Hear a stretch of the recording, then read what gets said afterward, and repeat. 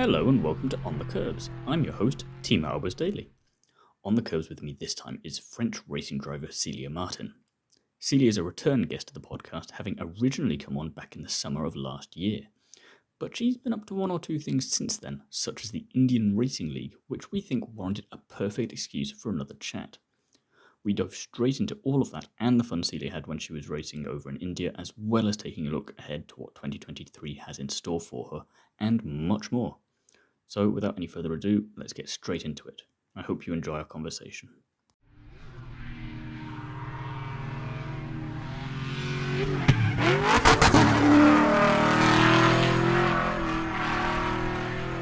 Hi Célia, welcome back to the podcast. How are you? Thank you, Timo. Happy to be back. Fine, thank you. How are you? Good to hear. Yeah, not too bad, thank you. Can't complain. So, normally I'd ask you what got you into motorsport, but we did that already, so it's going to move straight into... We chatted around July, August last year. Aside from the Indian Racing League, which we'll get to in a little bit, what else have you been up to? I did some. It went so fast, actually. So I think maybe in between, before talking about the Indian Racing League, I think I did the 12 hours of Nürburgring. I think I can't remember when it was because I'm just of the time frame. I'm a bit lost, but that was cool because that was not expected and it went super well. So the team was happy, I was happy. So no, it went super well. We finished second, so in the GT4 class, and this was a new car for me. Yeah, so no, definitely good. And I've been away, I think, as well with Formula One. And then I think I was flying back from Mexico, and then thanks to you as well. Flew to India for the racing league. Yeah, I mean, that kind of just popped up quite unexpectedly. It was kind of keep an eye on that over the summer and see what happens there. And it kind of, then I think definitely from your perspective, it just sped up really quickly. And before you know it, you were there and kind of racing. Yes. I remember I was sitting in the grandstand. I think it was... it was in Mexico. I was trying to fill up my visa online for India. So yeah, it went like for a few months we didn't hear from not much, but then yes, it went super quick and visa stuff was tricky, but finally made fun, it. Is it? No, but I mean that was crazy. That was I think I got quite lucky though because. But it was quite fun story. But spent 4 hours or 5 in the Indian embassy because I could not take my flight actually, so I had to go there. This on social media now. Yeah, I was trying to figure out what order this was in. You're saying finally we're on the road there. I was like, oh my days! It seems like she's been there for so long. Yeah, I spent the day in Frankfurt, at the airport, at the embassy, back at the airport. Luckily, Germany has a very good U-Bahn system, so it went quite okay until the next day. That we could not take the flight. Somebody crashed into the plane, so we have to take another flight. So that's crazy. Sure. When stuff are happening like this, so yeah, we have to.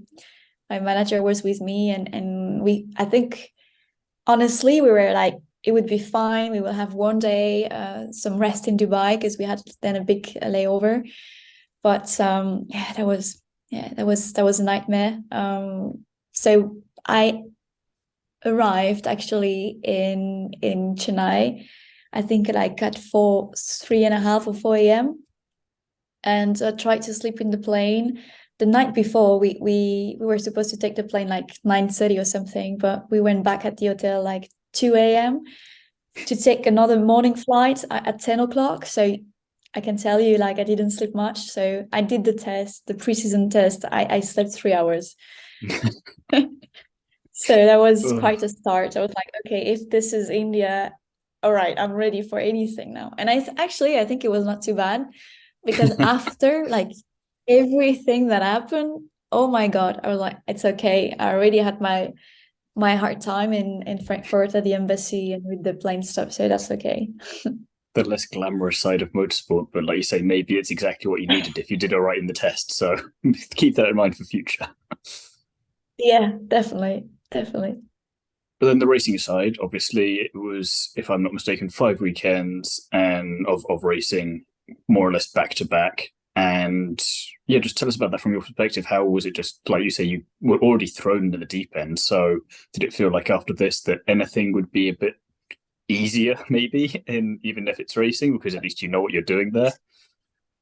No, I thought no, did it how can I say that? It's just like because everything was so complicated, then you just have to at some point to fuck it, you just let Yeah, it go and see what happened. That's more the general state I was in at the end. it's a good I was like, mindset at the same time, to be fair. So you just can get on with it then. yeah, exactly. So, I was like, okay, I said 3 hours, it's like it is. Yeah, and I was lucky. I planned to be there 2 days earlier than the expected test to just acclimate also with the time zone. So actually, thanks God, that days allowed me to travel, not to rest, but to travel. But no, it's just, yeah, like India is you have all those cliche with the traffic, with the cows, with everything, but you can't imagine really unless you're in the country and you really experience it. It's incredible. You feel a completely different atmosphere. It's like you were in another world. Like this country has its own rules, its own, yeah, it's just when you try to plan something or to organize something, you can be sure there will always be something. It cannot just go straight. I don't know why. I have no explanation for that. But it can be. I mean, me towards the end, I was just laughing about that because You have you to. don't. Well, yeah, and you can't if you go there with, especially I live in Germany, right? So you know how German people are. Luckily, I'm French, so I managed to use more my French side in that case because it's crazy. Yeah, you can't plan things, and if you expect something and it doesn't happen the way you do, you will always find a solutions. Indian people are very sweet, very, very nice people. So yeah, it's just I really recommend to anyone to go there just once because it's life-changing. Then when you see how they live, what they do with what they have, it's very good for with very nice human experience. I'll say a little bit of everything there, really. Kind of reminded me of an analogy there that you're having to kind of go off your wits and what you know when you're in the car racing because you never know what's going to happen. But then you have to do that outside the rest of the time as well. Then there's no real break from that. It's just a different situation. Yeah, exactly. I mean, for me, everything in the format, it reminds me a bit of the ABC Trophy because we were arriving also on short weekends, and you had to, because Formula E was there and we were just a support category. Everything was within the day with a lot of breaks. So I was like, for the schedule, race schedule, that would be fine. I won't be disturbed. But for me, it was very first time in a single seater. I'd never done karting before, never done single seater, so it was just everything new. And yes, the preseason tests in Chennai, and then we had one races in Hyderabad and two races again in Chennai, and the last one in Hyderabad, as you mentioned, every weekend. But I mean, then you're still in India, so you don't need to travel much, even though from between Chennai and Hyderabad is like 600 kilometers, so you still take the plane. Because it's 600 kilometers that you could do flat out like this in Germany, but again, India is different, right? So when you see the state of the roads, it's not possible. But yeah, so it was. I mean, for me, after the first test, I was super good mood there. I was like, okay, cool, new experience, new thing. just need to get into it. So no, I was really just happy to be there, and I was already in the good atmosphere and state of mind then, because of all the stuff that happened before. Yeah. And now that, because like you say, it was your first time in single seater, and again another area where you're just thrown in the deep end, it'd be like tricky enough going through all of this, and then it's still some racing that you're familiar with in the category at least, but again, whole brand new side of that. How do you feel now that you've got a good bit of experience in that, thanks to the championship, and how did it compare to other racing that you've done? Well, it's a shame somehow, because we started the season pretty good, but then we had a lot of technical problems. So actually, to give you an example, the last race, I didn't even start it. I could not start it, and we didn't even finish it. So it was, I was a bit, this is where I'm frustrated, because I would have liked to learn even more with the cars, even though they are very basic. So in the way that you don't have a proper trace of the braking pressure or anything, you just have a trace of speed and I think it was throttle. So it's not really, you could not really do proper coaching. So I was a bit disappointed, because I was really counting on this, especially if I keep going to do LMP3. So that's why I was counting on this, but it was the same for everyone, so I was just trying to get as much as possible feedback, not just from my team, but with other drivers as well, and just try to understand the car. And obviously the main point I was struggling with was when the braking, in the way, like, you need to just not, in a GT car, you're like super slow to release the brakes because the car is heavy, no aero at all. But with those cars, completely the opposite. So this is the point where I was struggling to keep enough aerodynamism into the corner. That was my main problem. But I could still feel it, and it was it's especially in slow corners, right? Because a fast corner, it's kind of just easy. You just stay flat on the throttle. More fast corners in future, please. Well, actually, I really liked Hyderabad. He was a very new track, very bumpy, but still very cool, super fast. You will see the Formula E will drive it this year. I was going to say they should get you to sub in maybe for one of the drivers now that you know it. Yeah, and well, some teams asked me my onboards.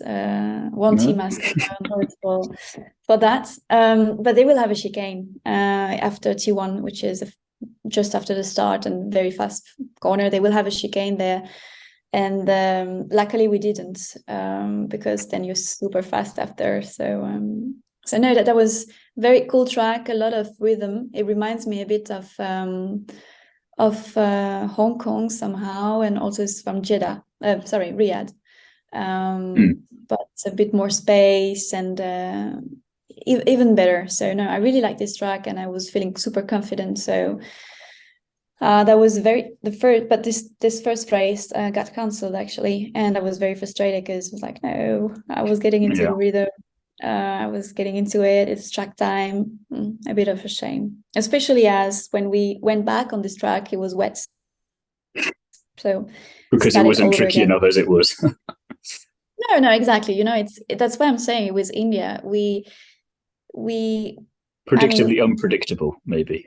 Good way to sum it up. It's unpredictable and unpredictable. Yeah, and like when we were in Chennai, actually, it was like worse than here at the Nürburgring, because it was raining. Like you could tell a little bit by the sky, but again, and the track is way smaller, and it doesn't matter. It was dry at some point, and at the back end was floated, and then it was 5 minutes later. I remember I had a problem with my car. I was gutted. I think I was back to P4 or something, and I had a problem.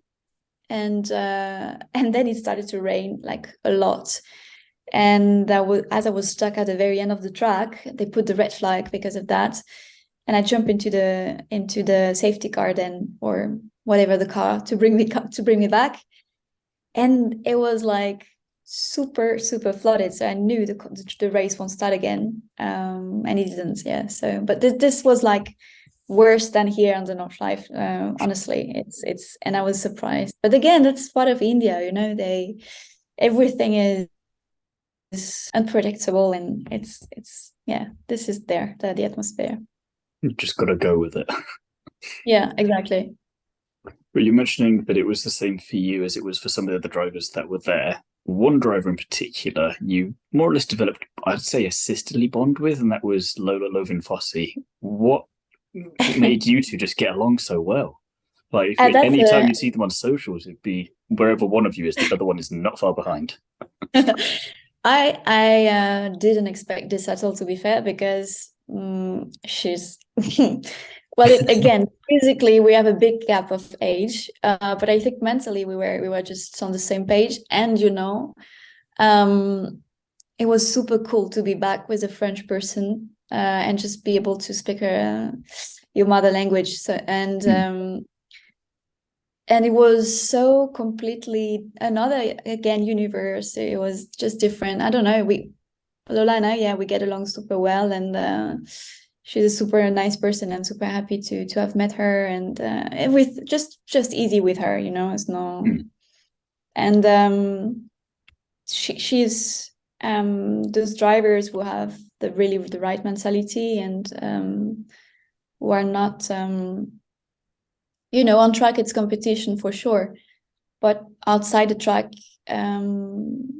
you don't need to be bitchy, or you don't need to be aggressive or something. Competitive on track and leave it there, and then you can go out and have a nice time afterwards. Yeah, I mean, if you still need people to race against, otherwise you're alone. So you cannot just be aggressive as well. I mean, this is my, you know, otherwise you just do some rallying, and even there you still have opponents, you know, or you just do the time attack or whatever. But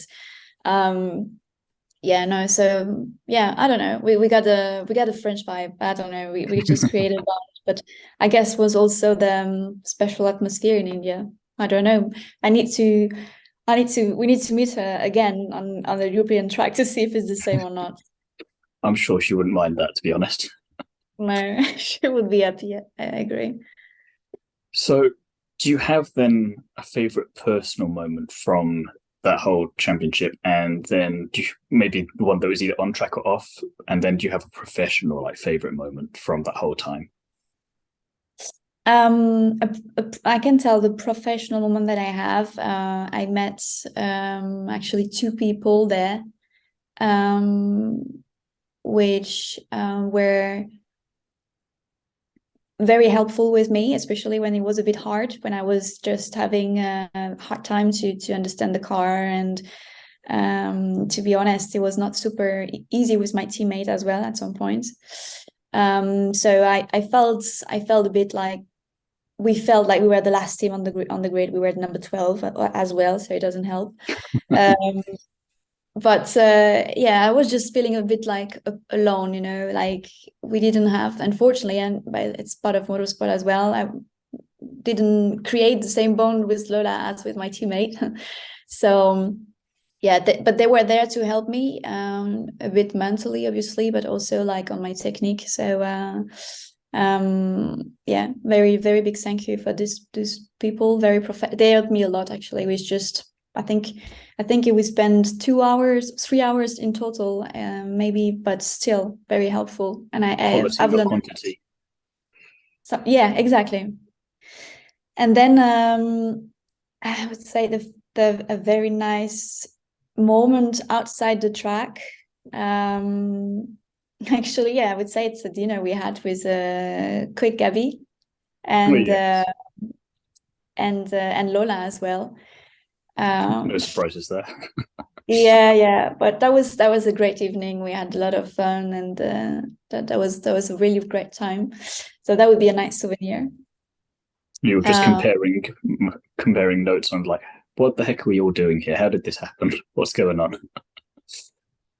Yeah, maybe. But I didn't mention any parties, so I guess Lola and Quick Gabby are better on that. So I'm not going to mention anything.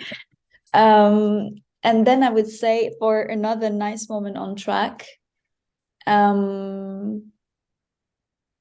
actually was the last race on Hyderabad. It was starting, it was raining, it was quite wet.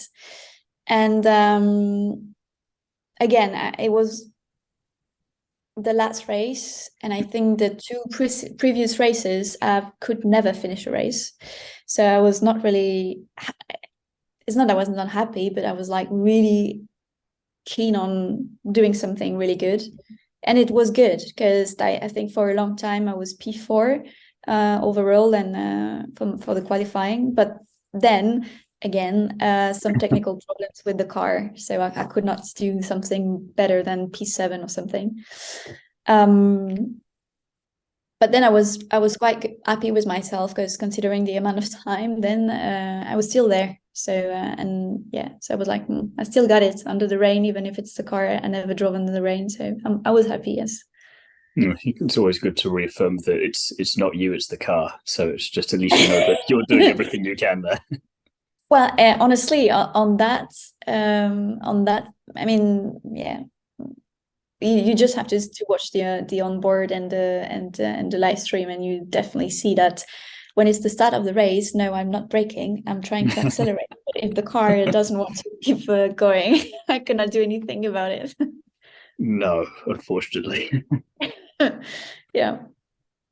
Looking ahead to this year, then, do you know what 2023 looks like for you at the moment, or are you still figuring all of that out? No, I have two things very sure I can tell you already. The first is with the girls only team. We are back again on the Nürburgring Notch Live to do some of the NLS season races, to prepare for the famous 24 hours race. So Kari Schreiner, Pippa Mann, and Fabienne Volven is also back. So same team as last year. Yeah. Exactly. The car is new though. We have the new BMW M4 GT4, so kind of yeah, I think it's a downgraded GT3. I hope this is how BMW is presented it. So let's see. I'm really looking forward to drive this car, and with Pro Sport Racing as well. Keep doing something with them after the 12 hours that went well.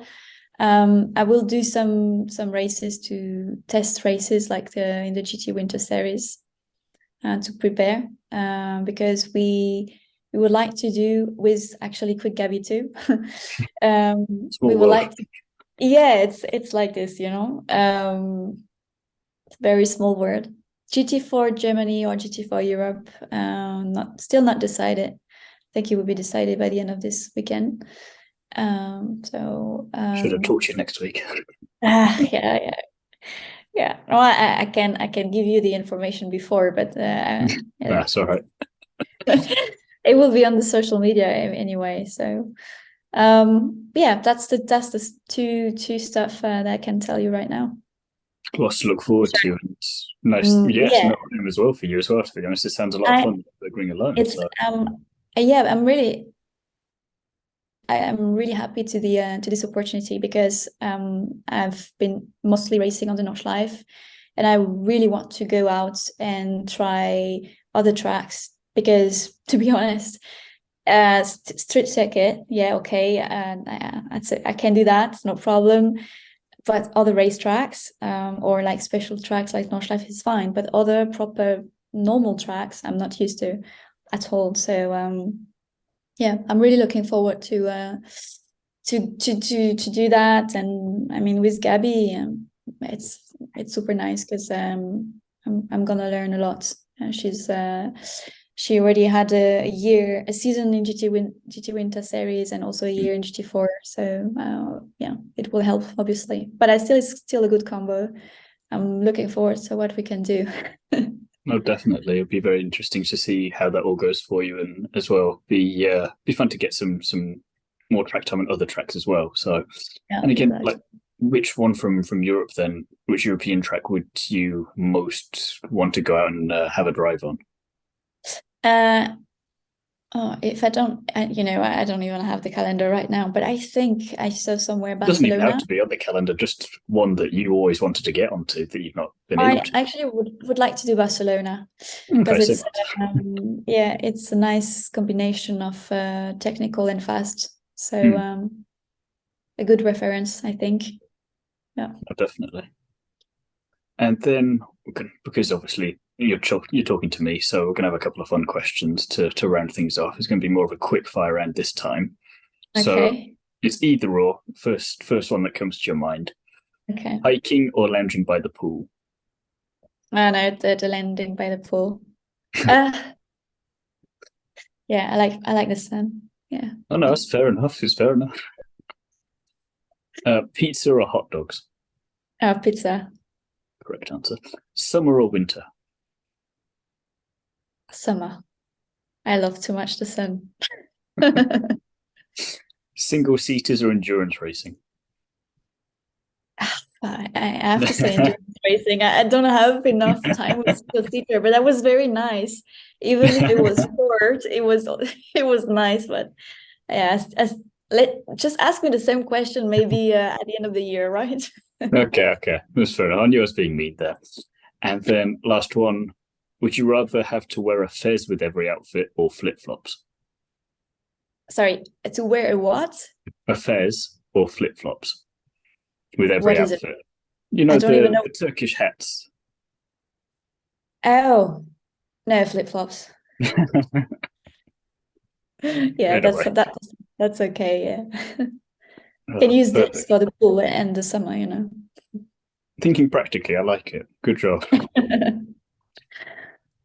Well, it's been an absolute pleasure catching up with you again, and I'm very much looking forward to seeing all the stuff that you get up to this year, both the stuff that you've just told us about and the stuff that neither of us know about yet, because it's a long year and who knows what's going to happen. So thank you very much for your time. Thank you, Timo. Happy to be there, and see you soon.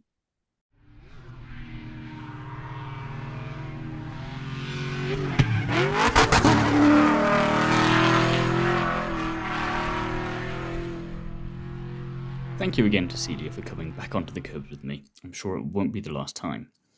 If you want to follow Célia's career, links to her socials will be in the description below, so do go and check those out.